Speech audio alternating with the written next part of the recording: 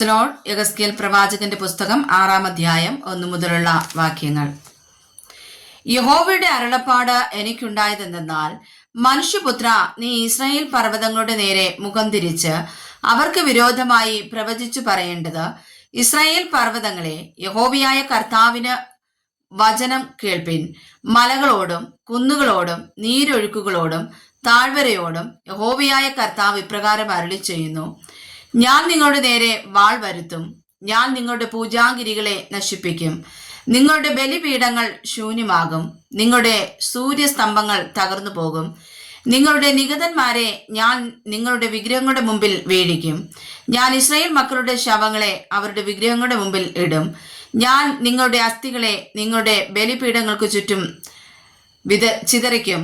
നിങ്ങളുടെ ബലിപീഠങ്ങൾ ഇടിഞ്ഞു ശൂന്യമാകുകയും നിങ്ങളുടെ വിഗ്രഹങ്ങൾ തകർന്നു മുടിഞ്ഞു പോകുകയും നിങ്ങളുടെ സൂര്യസ്തംഭങ്ങളെ വെട്ടിക്കളയുകയും നിങ്ങളുടെ പണികൾ നശിച്ചു പോകുകയും ചെയ്യുവാൻ തക്കവണ്ണം നിങ്ങൾ പാർക്കുന്നിടത്തൊക്കെയും പട്ടണങ്ങൾ പാഴായും പൂജാഗിരികൾ ശൂന്യമായും തീരും.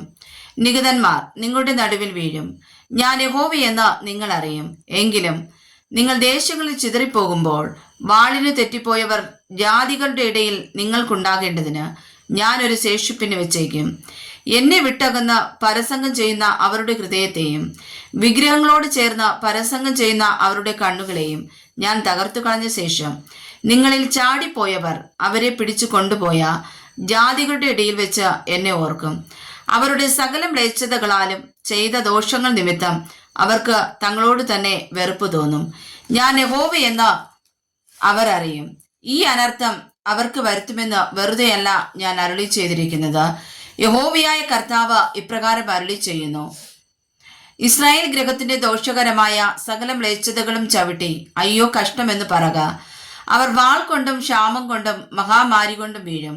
ദൂരത്തുള്ളവൻ മഹാമാരി കൊണ്ടും മരിക്കും. സമീപത്തുള്ളവൻ വാൾ കൊണ്ട് വീഴും. ശേഷിച്ചിരിക്കുന്നവനും രക്ഷപ്പെട്ടവനും ക്ഷാമം കൊണ്ട് മരിക്കും. ഇങ്ങനെ ഞാൻ എൻ്റെ ക്രോധം അവരിൽ നിവർത്തിക്കും. അവർ തങ്ങളുടെ സകല വിഗ്രഹങ്ങൾക്കും സൗരഭ്യവാസന അർപ്പിച്ച സ്ഥലമായി ഉയരമുള്ള എല്ലാ കുന്നിന്മേലും സകല പർവ്വത ശിഖരങ്ങളിലും എല്ലാ പച്ചമരത്തിൻ കീഴിലും തഴച്ചിരിക്കുന്ന എല്ലാ കരുവേലകത്തിൻ കീഴിലും അവരുടെ നിഗതന്മാർ അവരുടെ ബലിപീഠങ്ങളുടെ ചുറ്റും അവരുടെ വിഗ്രഹങ്ങൾ യഹോവയെന്ന് ബലിപീഠങ്ങളുടെ ചുറ്റും അവരുടെ വിഗ്രഹങ്ങളുടെ ഇടയിൽ വീണു കിടക്കുമ്പോൾ ഞാൻ യഹോവയെന്ന് നിങ്ങൾ അറിയും. ഞാൻ അവരുടെ നേരെ കൈനീട്ടി അവരുടെ സകല വാസസ്ഥലങ്ങളിലും ദേശത്തെ ദിബ്ല മരുഭൂമിയേക്കാൾ അധികം നിർജ്ജനവും ശൂന്യവുമാക്കും. അപ്പോൾ ഞാൻ യഹോവയെന്ന് അവർ അറിയും.